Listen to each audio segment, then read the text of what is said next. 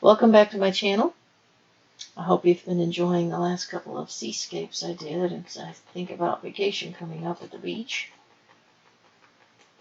I am starting another one with a wave, and I did this with a pen, the lower part. That's the reason the colors are different. I did it with the Molotow art masking liquid, but the rest of it I'm doing with a old toothbrush that I have and drawing gum, which I like to put in the lid because that way it's not drying off the bottle. And I'm using this toothbrush because I don't feel like splattering and getting it everywhere and then having to wipe up part of it.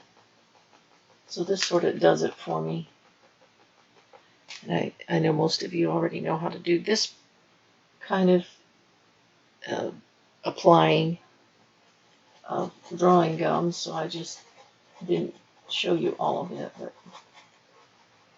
I just want you to have an idea. You could go over this with a white gouache or something afterwards, and probably will do some of that as well for some splatter where I didn't feel like doing it with this, but I feel like preserving the white of the paper does give it a little bit of a different effect, and I like the way it looks.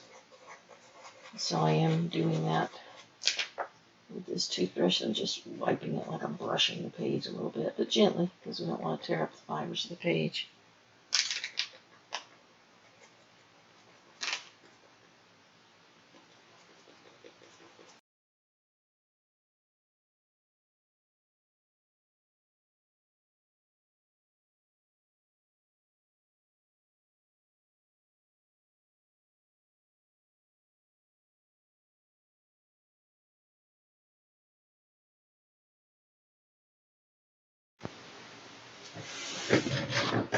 Okay, well, our masking fluid has dried, so I'm going to get to work on this, and hopefully it'll turn out good, or well. My English teacher was here, she would say, turn out well.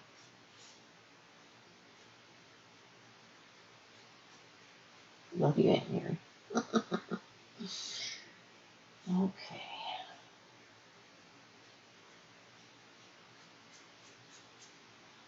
Let's see here. I'm going to do the sky very light. I want it to be dark enough to show the foam, but not too dark to interfere with the water.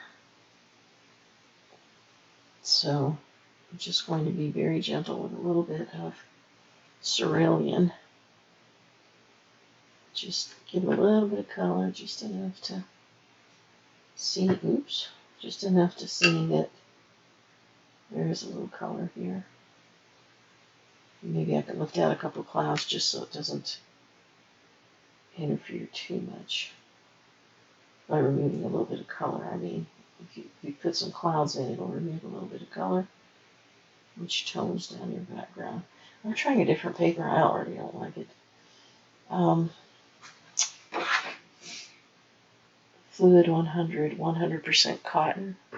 I usually use aquarelle, and I can already tell this is sort of not taking very much movement. And I haven't done much movement yet.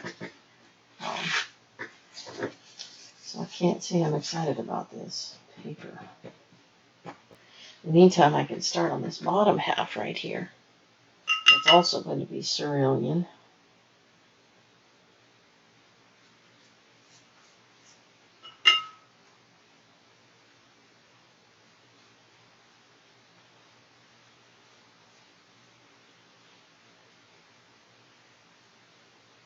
I probably should go ahead and wet it all, but I just don't want it to run into my sky. I think I've got enough masking to separate everything as long as I don't touch that skyline right here by the water. Okay, this is just a mop brush. It applies some water pretty nicely. And it's called a mop because it holds a lot of water. Trick to these is you have to dry them out pretty good before you put them away because they will get moldy and they'll smell really bad. So either leave it out on your desk to dry or make sure that it's dry before you put it back in the container. Okay, I'm going to use a bigger brush for this. Again, on the bottom, I've got cerulean. And I'm going to start putting in the strokes as if it was the bottom of the wave. So I'm moving in the direction that I foresee the water going.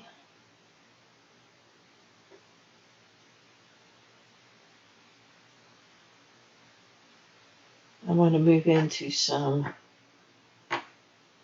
Viridian, which I usually don't use because it's a little scary and overwhelming, but for the ocean, boy, you don't get a better color for the ocean.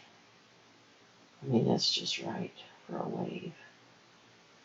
I want it to blend in down here, so I'm going to bring it down in here and blend.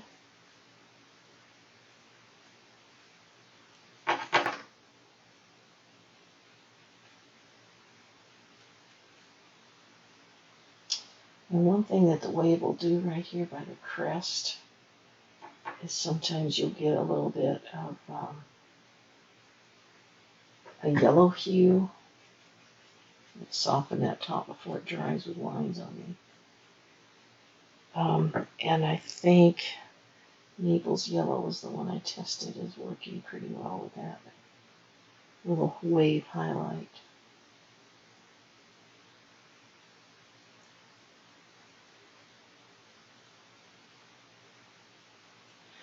And then up top,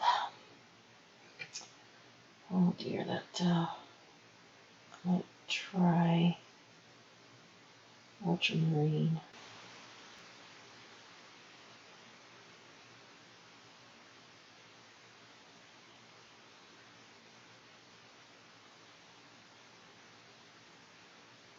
And a little bit of Perylene Green for shadow.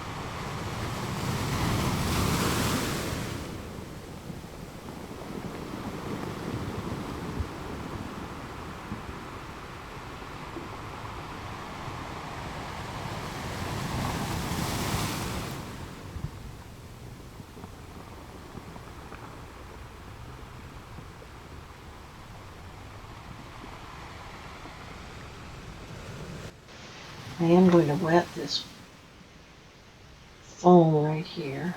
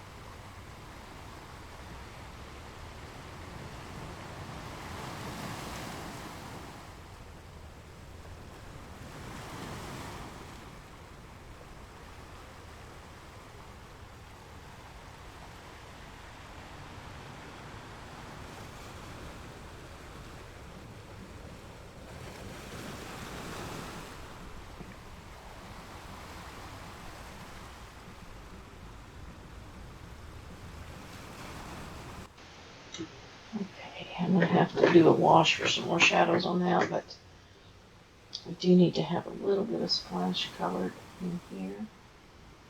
So I'm going to do that with a little indigo, or viridian, sorry. Just have a little reflection of that color on our leaf top or leaf foam.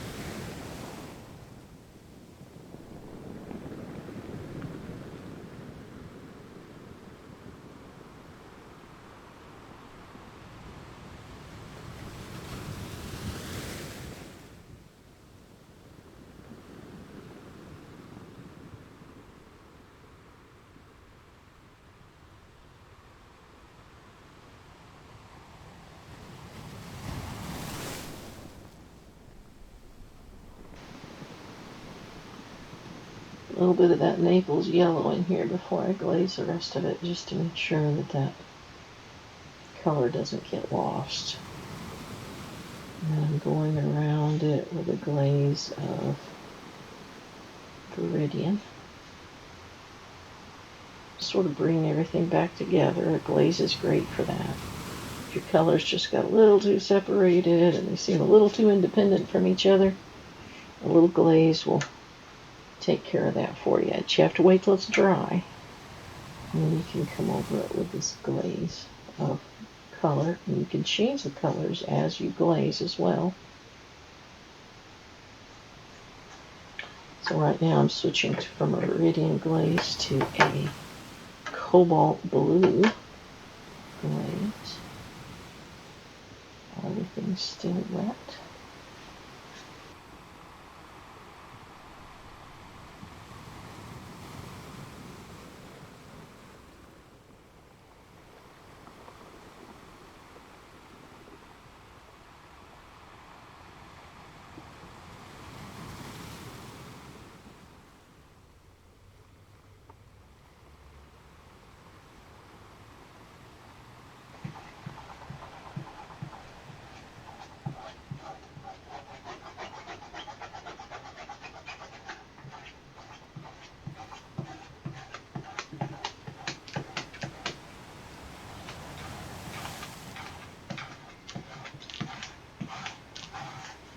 I do lay it on its side sometimes just to make sure I'm not missing anything, so I can get a bigger area if there's a place I put one that I forgot. Okay, now that looks a lot better.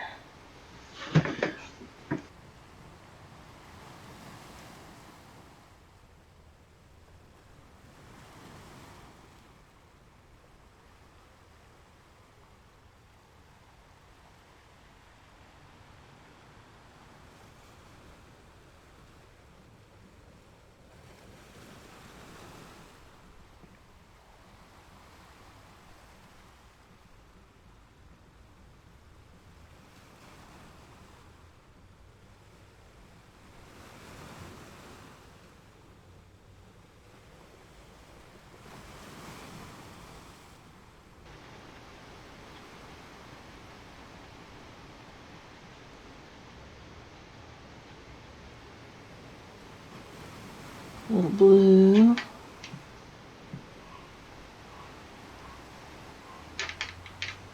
I'm going to have to repaint this on some good paper.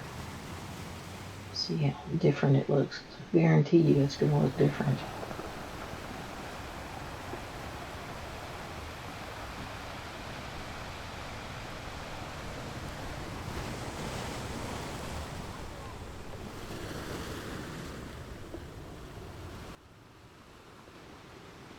This color doesn't seem to be absorbing very well in this paper, or it's absorbing too much, I mean. I could keep having to add more and more to it, which I shouldn't be having to do. really need this shadow right here. And it's just not, it's absorbing it so much, it's just not staying. I'm just re-wetting it. It's all about the paper when it comes to watercolors, I'll tell you that. It really is all about the paper. And my favorite probably goes back and forth between Arches and Fabriano Artistico.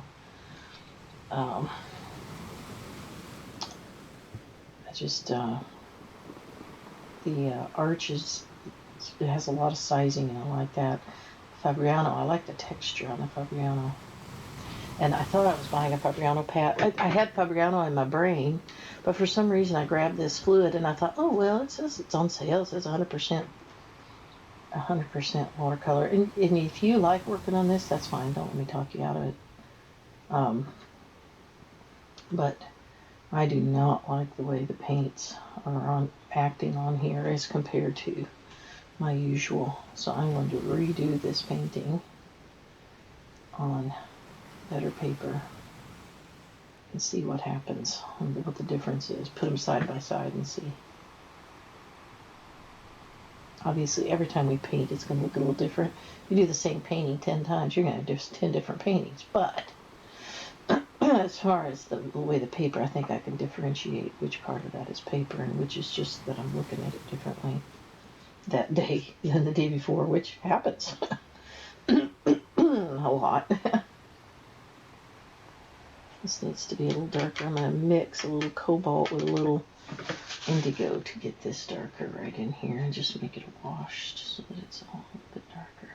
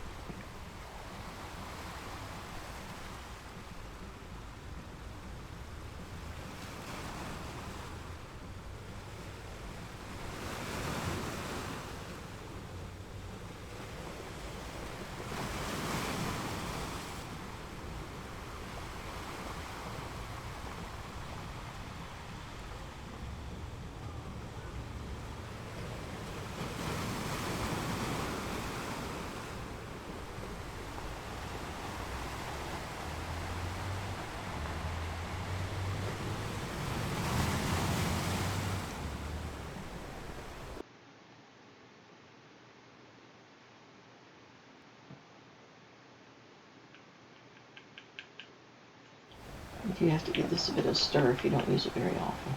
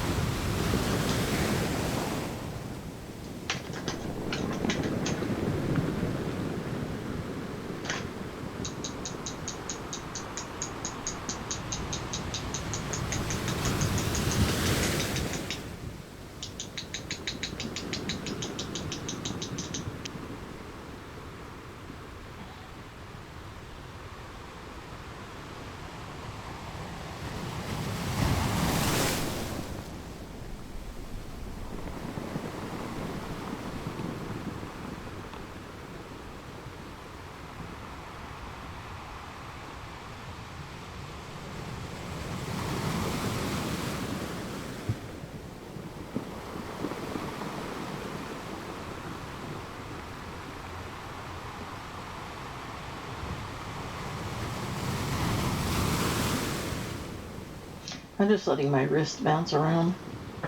It's a lot easier than trying to distinctively make all of these shapes. But without splashing everywhere, I'm not going to be able to do this just with splattering. So that's why I'm kind of helping it along just by getting a little bit of this extra foam with my brush.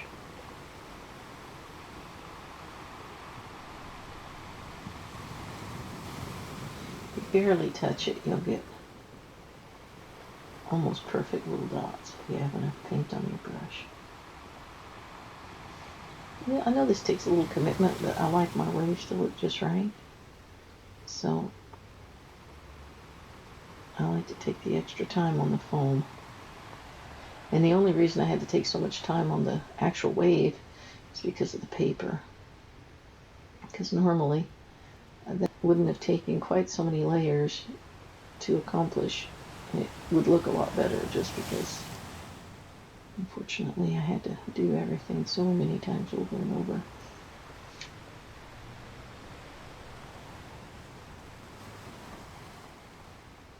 There are some little bits of light here and there that need to be seen.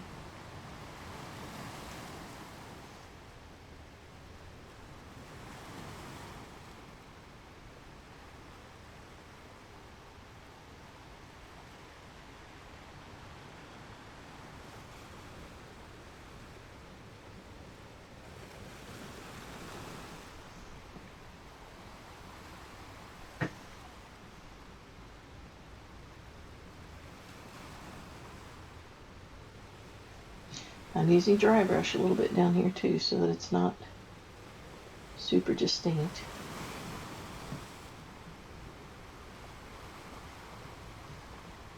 Just the occasional little bit of a color, or brightness, I mean. I'm adding a little more than what I had before because I think it needs a little more to attract the eye to this section right here.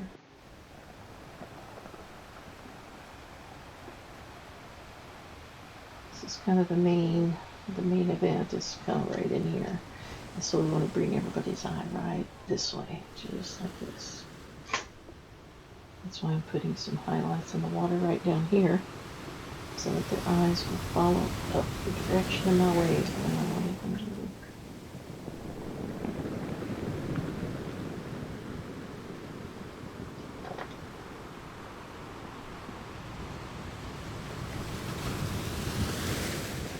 Okay, now let's see if we can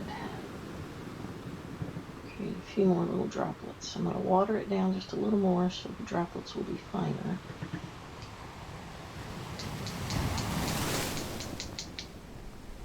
Probably need to cover my sky just a bit.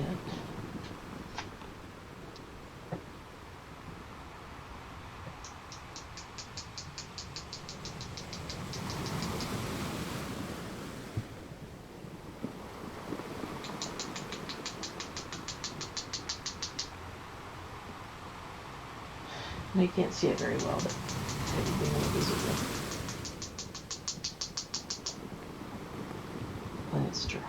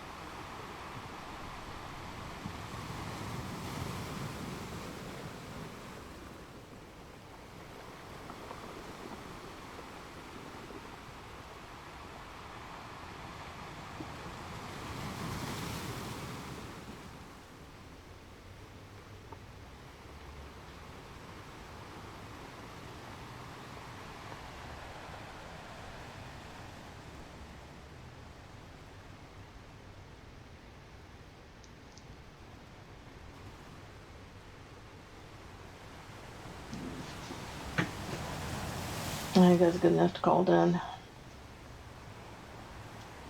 So I'll do this again on better paper sometime this week. And we'll just compare the two when you have good paper and when you don't have good paper.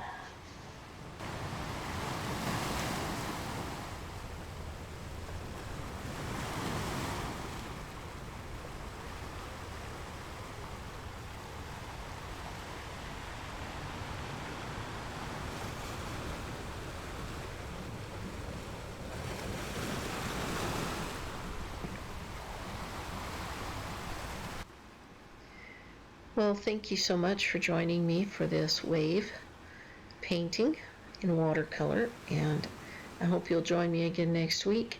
I will redo this very same picture on better paper, and we'll see what a difference it makes. In the meantime, I hope that you pull out your palettes and your paints and keep on painting.